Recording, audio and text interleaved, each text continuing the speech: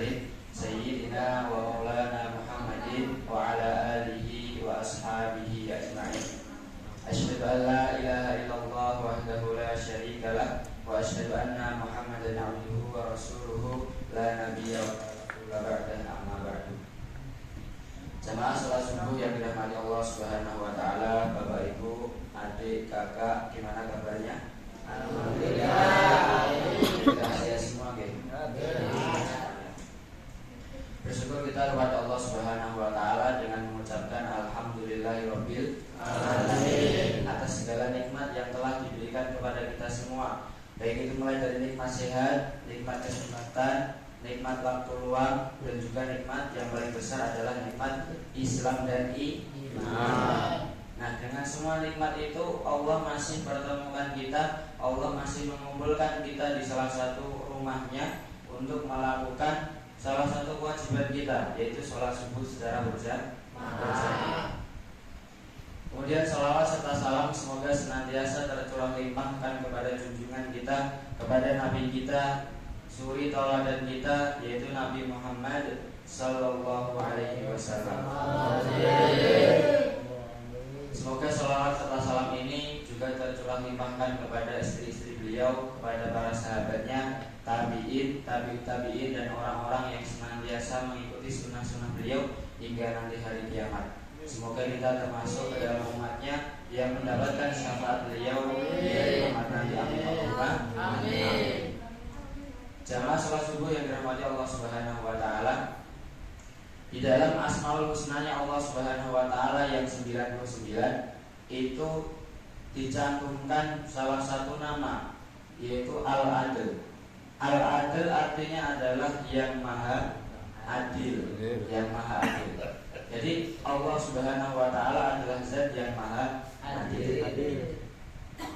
Nah, jadi ketika Allah menciptakan suatu makhluk, itu pasti Allah memberikan kelebihan. Di samping kelebihan itu juga ada yang namanya kekurangan.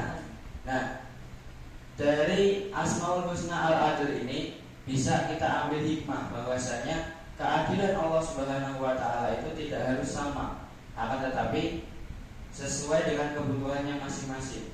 Kita ambil contoh di dalam rumah. Di dalam satu rumah misalnya ada 2 orang anak.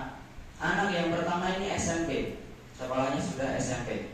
Kemudian anak yang kedua masuk SD.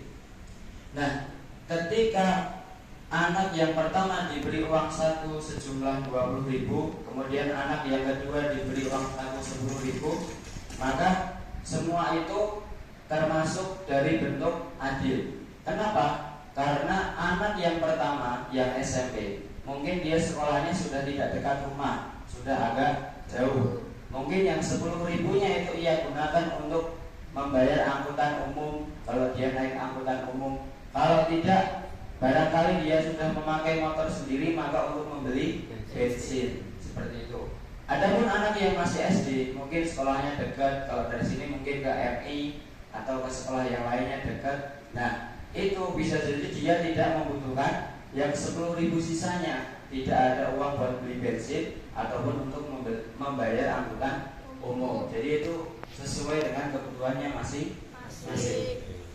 Jangan salat subuh yang dirahmati Allah Subhanahu wa taala. Jadi ketika Allah Subhanahu wa taala menciptakan umatnya Nabi Adam, Nabi Nuh, dan umat-umat sebelum Nabi Muhammad sallallahu alaihi wasallam, Allah memberikan mereka umur sangat panjang, ratusan bahkan mencapai 1000 tahun. Dan mereka memiliki kesempatan untuk beramal lebih panjang juga, untuk sholat, untuk berpuasa, dan yang lainnya. Mereka untuk ibadah itu lebih panjang. Sedangkan kita, umatnya Nabi Muhammad SAW, hanya memiliki umur antara 60 sampai 70 tahun. Sebagaimana sabda beliau, a'maru ummati ma baina sittin ila sab'in wa aqalluhum man yajuzu dzalik. Umur umatku hanya antara 60 sampai 70 tahun saja. Adapun orang yang umurnya melampaui itu hanya sedikit. Jadi Bapak Ibu yang dirahmati Allah Subhanahu wa taala, kan umat terdahulu itu diberi umur yang sangat panjang, hampir 1000 tahun. Kemudian umur umatnya Nabi Muhammad atau kita semua ini hanya 60 sampai 70 tahun. Lah lantas di mana bentuk keadilan Allah Subhanahu wa taala? 1000 sama 60 tahun. Seimbang gak kira-kira? Ya. Tidak. Kalau kita lihat dari segi umurnya saja itu tidak seimbang. Akan tetapi ternyata Allah Subhanahu wa taala memberikan kepada kita amalan-amalan yang mana apabila kita kerjakan itu pahalanya sangat besar. Amalan-amalan yang apabila kita kerjakan itu pahalanya akan terus mengalir walaupun orang ini sudah tidak melakukannya, sudah meninggal dunia bahkan. Nah, salah satunya diantaranya ada di dalam hadis Nabi Shallallahu Alaihi Wasallam, "Idza mata banu Adam in qata'a amaluhu illa min thalathin." Apabila meninggal anak Adam atau maksudnya manusia, maka akan terputus seluruh amalannya. Maksudnya orang yang sudah meninggal itu tidak bisa menambah pahalanya lagi, tidak bisa sholat lagi, tidak bisa puasa, tidak bisa sedekah dan yang lain sebagainya. Illa min thalathin. Tapi ada 3 kemungkinan, ada 3 hal yang tetap masih bisa menambah pahalanya. Nah, apa 3 hal itu? Shadaqatin jariyatin. Yang pertama adalah sedekah jariyah. Maksudnya apa? Maksudnya adalah pemberian kita yang mana kemanfaatannya itu akan terus mengalir, terus dipakai. Contoh, kita memberikan mushaf Al-Quran ke masjid. Tujuannya apa? Agar orang-orang, agar jamaah yang berada di masjid membacanya. Nah, selama mushafnya masih utuh, masih dibaca, maka orang yang memberi itu juga akan mendapatkan pahala walaupun dia sudah meninggal dunia. Tetap mengalir terus pahalanya kepada orang yang memberi. Itu yang pertama, sedekah jariyah. Kemudian yang kedua, ilmin yuntafa'u bihi. Yang kedua adalah ilmu yang bermanfaat. Ilmu yang bermanfaat. Dan perlu kita ketahui Bapak Ibu yang dirahmati Allah Subhanahu wa taala, bahwasanya sedekahnya ilmu itu dengan cara mengajarkannya. Shadaqatul ilmi ta'limuha. Sedekahnya ilmu dengan cara mengajarkannya. Nah, kita ambil contoh, ada sebuah profesi yang seringkali diremehkan oleh orang-orang, seringkali dianggap rendah oleh orang-orang. Profesi ini adalah seorang pengajar TPA atau pengajar ngaji.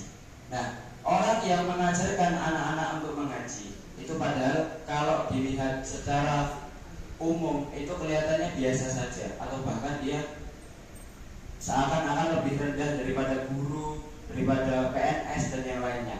Akan tetapi kalau dilihat dari segi duniawi, dari ukhrawi maksudnya, dari segi akhirat, maka akan kita temukan bahwasanya PNS dan yang lain sebagainya itu agak rendah malahan. Akan tetapi guru ngaji ini di atas Bapak Ibu. Kenapa? Karena mungkin tidak seorang guru ngaji itu mengajarkan cuma 1 anak, 2 anak. Jarang. Hampir tidak mungkin. Karena rata-rata TPA itu diisi oleh banyak anak, 10, 20 atau bahkan lebih seperti itu. Nah, setiap guru ini mengajarkan kepada muridnya, misalnya bacaan Al-Fatihah. Bacaan Al-Fatihah dari awal mulanya dia belum hafal menjadi hafal. Nah, setiap anak itu sholat itu pasti akan membaca surat Al-Fatihah karena itu merupakan wajib di dalam sholat. Nah, setiap itu pula guru yang mengajarkan bacaan Al-Fatihah itu mendapatkan aliran pahala dari 1 murid, 2 murid, 3 murid, 20 murid. Itu berlaku sehari 5 waktu, belum kalau nanti ada sholat sunnahnya dan yang lain sebagainya. Itu adalah keutamaan yang sangat besar yang dimiliki oleh seorang guru TPA. Nah, yang pertama tadi sedekah jariyah, yang kedua ilmu yang bermanfaat. Kemudian yang ketiga adalah awaladin sholihin yad'ulah. Yang ketiga adalah anak soleh yang mendoakan kepada kedua orang tuanya. Jadi perlu kita ketahui bahwasanya anak itu adalah titipan, adalah amanah dari siapa? Dari Allah Subhanahu wa taala yang nanti di akhirat akan dimintai pertanggungjawabannya. Apabila kita mendidik anak itu asal-asalan atau bahkan kita biarkan saja terserah dia mau ngapain, nah itu nanti juga akan dimintai pertanggungjawabannya oleh Allah Subhanahu wa taala. Dan yang paling menakutkannya lagi, anak itu adalah sebuah tabungan bagi orang tua. Ketika anak itu menjadi soleh, maka dia akan mengangkat derajat orang tuanya, mengangkat orang tuanya masuk ke dalam surga. Akan tetapi, dan kita berlindung darinya, apabila anak kita itu menjadi anak yang tidak soleh atau anak yang durhaka, nah dia juga akan menyeret orang tuanya ke dalam nerakanya Allah Subhanahu wa taala. Na'udzubillahi min dzalik. Kita berlindung kepada Allah Subhanahu wa taala.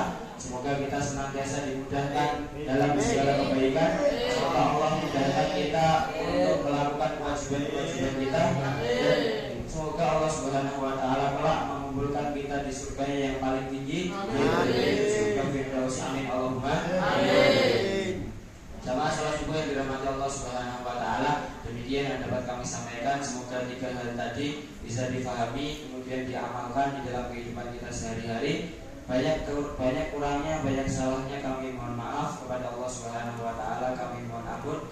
Billahi taufiq wal hidayah. Wassalamualaikum warahmatullahi wabarakatuh.